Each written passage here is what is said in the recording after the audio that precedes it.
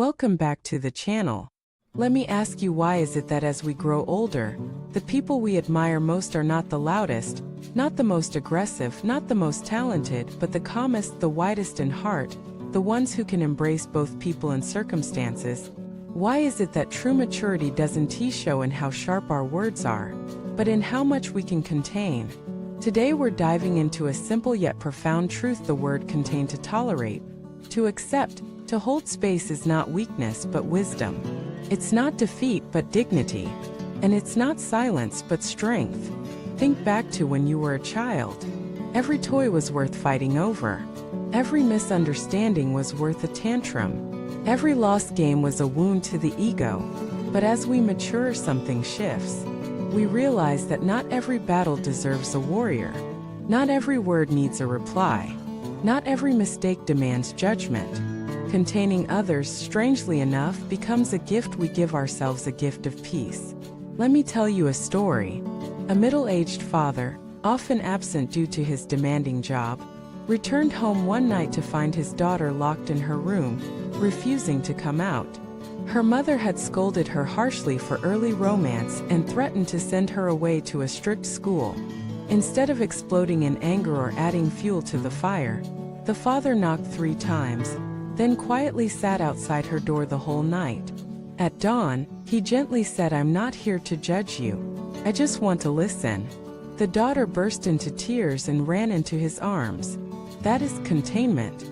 Not the loud promise of "I'll tolerate you," but the quiet demonstration of safety, respect, and presence. Now, what about marriage? So many relationships collapse not because of catastrophic betrayal, but because of the lack of containment. Partners criticize instead of listen, demand instead of accept, escalate instead of soften.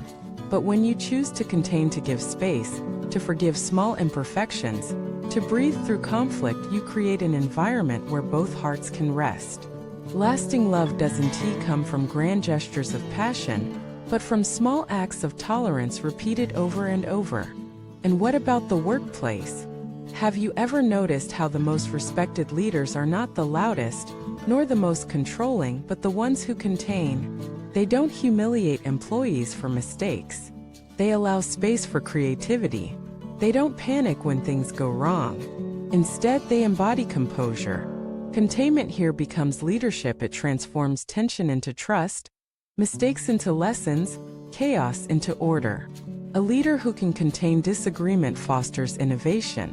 A leader who can contain failure inspires growth. A leader who can contain egos builds unity. Their strength lies not in domination but in inclusion. But here's the hardest part: containment is not only about others, it's about yourself. Too many of us live with an inner critic, a perfectionist that never rests. You should be better. You should try harder. You can't fail. That voice doesn't contain us, it crushes us. And so we become suffocated, unable to breathe in our own skin. To contain yourself is to say, "I am allowed to be imperfect. I am allowed to rest. I am allowed to fail and still be worthy." It's to soften toward yourself the way you would toward someone you love. It's to remember that true strength doesn't come from denying flaws, but from embracing them. Just as the ocean contains every river without losing its vastness, just as the earth contains every burden without losing its stillness, you too can contain your weaknesses without losing your dignity. So let me ask you, what would your life look like if you learned to contain more? What if, instead of reacting to every insult, you paused? What if, instead of resenting every mistake, you forgave? What if, instead of suffocating under your own perfectionism, you gave yourself grace? Containment is not passivity. It's not cowardice. It's not avoidance. It's the highest form of maturity. To see without judging. To feel without drowning. To accept without clinging. That is the depth of character. That is what makes a person truly expansive. As we close, remember this: the measure of your growth is not in how much you've achieved, but in how much you can contain. Can you contain a misunderstanding without losing your temper?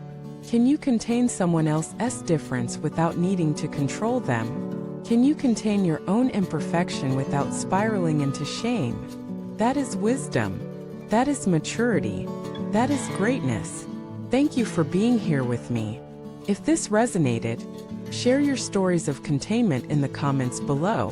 Don't forget to subscribe and like this video so more people can learn to live with wider hearts and steadier souls.